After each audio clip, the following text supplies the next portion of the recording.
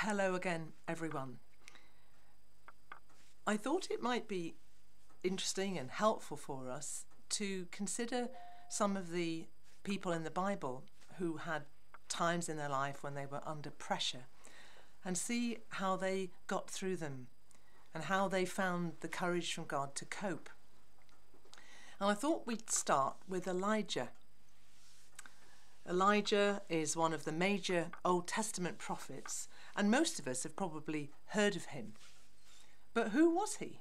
Well, he was a man from Tishbe in Gilead, which was a provincial town to the east of the Jordan, and probably at that time was just a backwater, so nowhere particularly important.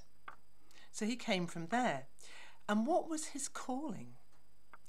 Well, he was called by God to oppose in what he said and what he did the worship of Baal, a pagan god, and those who engaged in it, and this was going on in Israel. He was called to stand up for the living God of Israel and to proclaim that we should serve him and him alone. His name reflects his calling. Elijah means the Lord is my God. And he spent his life proclaiming this and living it out and presenting the truth that not only was the Lord Elijah's God, but he was the God of all people. So just to give you the background, Baal was a pagan god and was regarded as the storm god who, if pleased, would provide for crops and lands, but if displeased, would withhold rain. That was how he was perceived. And King Ahab, the king of Israel, instead of worshipping the living God, the God of Israel, and encouraging his people to do the same, he promoted the worship of Baal, idol worship, probably at the urging of his Baal-worshipping wife, Jezebel. It's astonishing that the king of Israel, who knew the history of his people and their relationship with God, would do such a thing, but he did.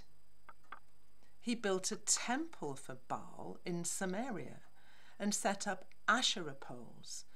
These were poles usually bearing a carved wooden image honouring Asherah, the mother goddess and the wife of Baal. And of course, it was all meaningless. Baal didn't really even exist, but he did it anyway. You'll find an account of what Ahab did in 1 Kings 16 through to 19, and that tells you the story of Elijah, and I would encourage you to read those chapters. I'm not going to read them all now because it would take too long, but do read them. And it tells us there that Ahab did more to provoke the God of Israel to anger than did all the kings of Israel before him. Now, some of them did awful things, but Ahab was worse than the lot of them put together. He was a shockingly evil king and probably inspired fear into most of the population. And it was to him that God called Elijah to go and speak the prophetic word of the Lord. What a tough calling that was. He was to go to Ahab and say this: "As the Lord, the God of Israel lives, before whom I stand, there shall be neither dew nor rain these years, except by my word." He must have needed great courage to go and say that to a king who had turned his back on the God of Israel and promoted the worship of an idol. But off he went, obedient to his call, and he delivered this. And then he ran. And I don't blame him. Ahab was probably furious at this declaration, which of course was a condemnation of him and his worship of the idol Baal. And he probably would have killed Elijah if he could have got his hands on him. But God was one step ahead, as always, and told Elijah to leave Ahab's palace and head off to a ravine and hide there from him. So that's what he did, and there was Elijah self-isolating in this ravine, like so many of us are self-isolating at the moment. But while he was there, God provided for him water from the brook, even though it was a time of drought, and 2 meals a day from ravens. And when the brook dried up, God sent him to a widow and her son on the brink of starvation because of the drought, and God provided for them all with a handful of flour that never ran out and a small jug of oil that never dried up. And then God tells Elijah to go once more to Ahab, not Abraham, to Ahab, and issue a challenge, a showdown with the priests of Baal on Mount Carmel to demonstrate who is worthy of worship. Is it the God of Israel or the idol storm god Baal? Ahab is to bring 450 prophets of Baal and 400 prophets of Asherah. And Elijah is to bring only himself, 1 against 850. However, 1 with God is always a majority, as we will see.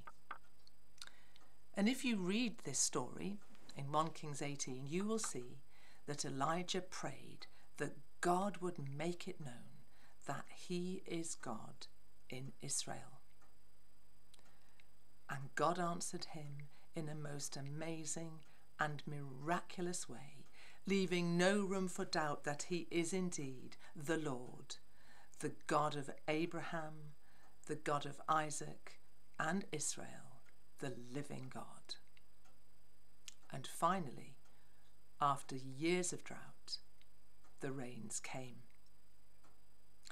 All the prophets of Baal were killed in this encounter with Elijah, and when Ahab got back and told his wife Jezebel all that had happened and how all the prophets of Baal were dead, she was furious. And she sent Elijah a message in the form of a vow, and it said this: "May the gods deal with me, be it ever so severely, if by this time tomorrow I do not make your life as one of the prophets of Baal." In other words, I'm out to get you, Elijah, and I'll stop at nothing until I see you dead. So what did Elijah do? What would you do? Run? I imagine you would. And that's what Elijah did. He ran for his life.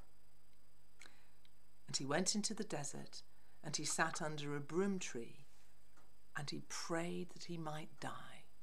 He'd had enough. The pressure was now too great and he just didn't want to go on anymore. "I've had enough, Lord," he said. "Take my life. I'm no better than my ancestors." He felt utterly discouraged. He felt a failure. His prophetic fathers before him had tried to stamp out idol worship and bring people back to the covenant with God. They'd failed, and he felt he'd failed too, and he was giving up. Now, at this point, let's consider Elijah's situation in the light of our own. His was a lonely calling. "I'm the only one of the Lord's prophets left," he'd said on Mount Carmel. And many of us might feel that we have a lonely calling at the moment in shielding or lockdown. He was under pressure. He was fearful. He was struggling with life. All the things that we might be experiencing now. And this was Elijah, the great prophet whose faith was rewarded by the miracle of what happened on Carmel and the demonstration of God's power there. This was Elijah, the great man of God, someone who you might think had it sorted as far as God was concerned. You know, close to God, hearing his voice, doing what God wanted of him, spiritually strong, unshakable in his faith, and so on. Yes, he may come across like this, but he was human too, and surely that gives us hope. If Elijah could get to the point of sitting down in the desert and saying, "I've had enough, Lord," then surely we shouldn't feel guilty or as if we're disappointing God or letting ourselves down if we feel like Elijah did. I think we can take comfort from this revealing story of Elijah's humanity. It shows that he was one of us. And God didn't blame him for his outburst of honesty either. When Elijah had delivered his cry from the heart, he fell asleep, utterly exhausted. But the next thing he knew, an angel woke him up and offered him freshly baked bread and water, provision for him in the desert, and provision for a journey that he was to take. So he ate and drank and went back to sleep.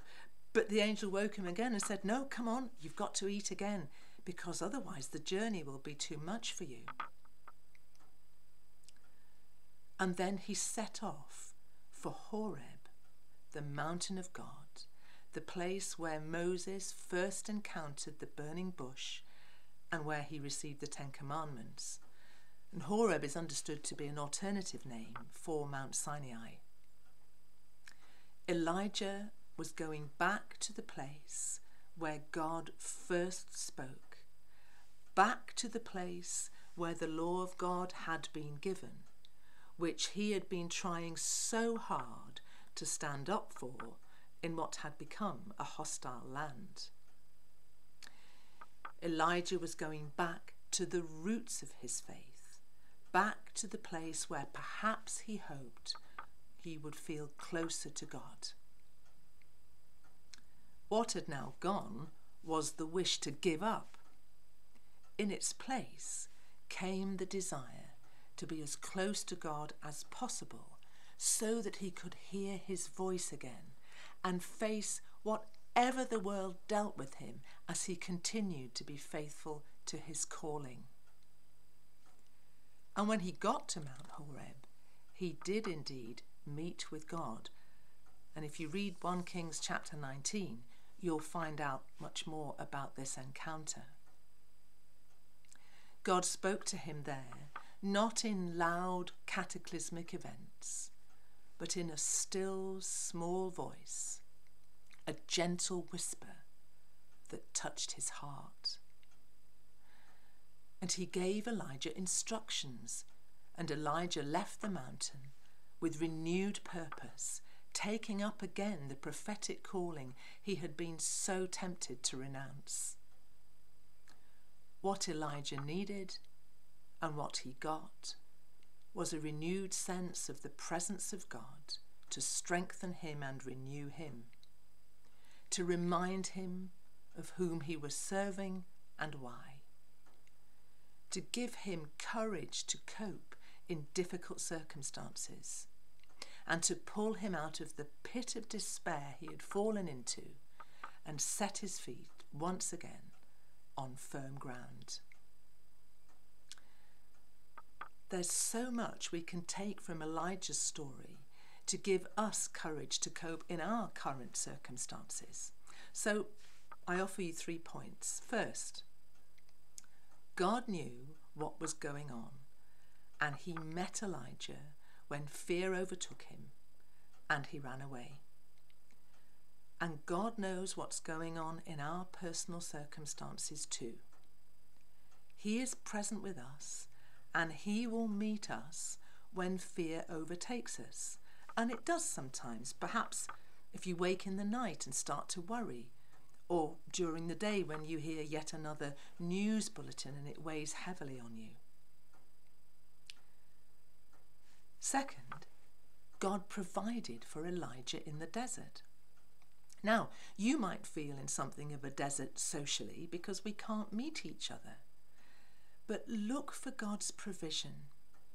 It might come in a phone call, in the kindness of a neighbour, in an email, or a letter, or a card, or in an answer to your prayer for someone that you're concerned about, or just in a renewed sense of peace in your home, because you know God is with you.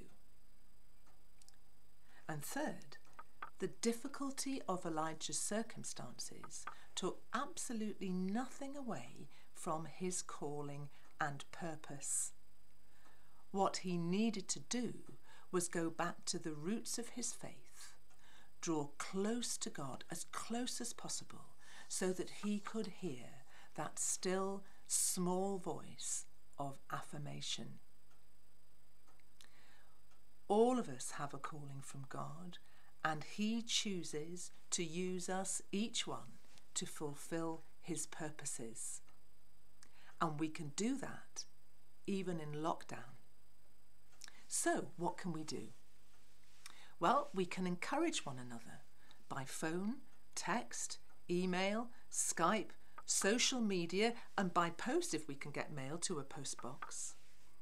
Encouragement is a very important ministry, and it can really give someone a boost if you get in touch just to say, I'm thinking of you, how are you? We can look for things every day to give thanks to God for.